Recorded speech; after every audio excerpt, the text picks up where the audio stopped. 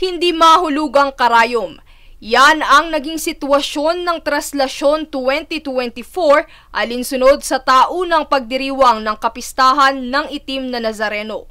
Bagamat hindi nasunod ang pagpapatupad ng physical distancing ng kapulisan, naging mabilis ang pagbaybay ng andas kumpara sa mga nakalipas na taon.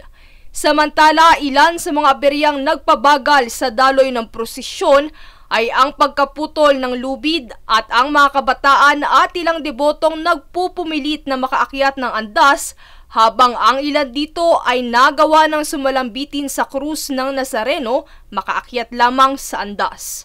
Medyo maganda kaya lang di rin sumunod yung mga deboto na wag na pong sumampa para mapagbilis po ang lakad ng prosesyon. Talagang mga sabik po sila, hindi mapipigilan kahit anong gawin ng mga Youth Central, Balangay. Hindi talaga magagawang masawata yung umakyat. Yun po talaga. Pero okay naman po, mas mabilis. Mas mabilis kumpara yung mga nakaraan. Ganap na alas 9:00 ng umaga ay kasalukuyang binabaybay ng andas ng Nazareno ang may kahabaan ng Palangka Street dito sa May Quiapo, Maynila.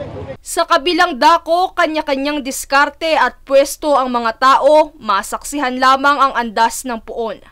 Nariyan ang mga taong naghihintay sa may tulay, ang iba'y nagsisiakyatan pa sa mga bubong o kung saan mang matataas na lugar na pwede nilang matuntungan.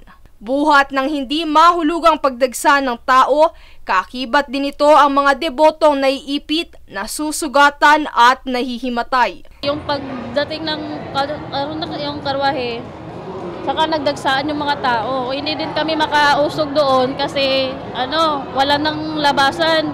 Yung iba nga sumampa na. Kami, wala, naipit na talaga kami kasi lahat ng napunta sa amin .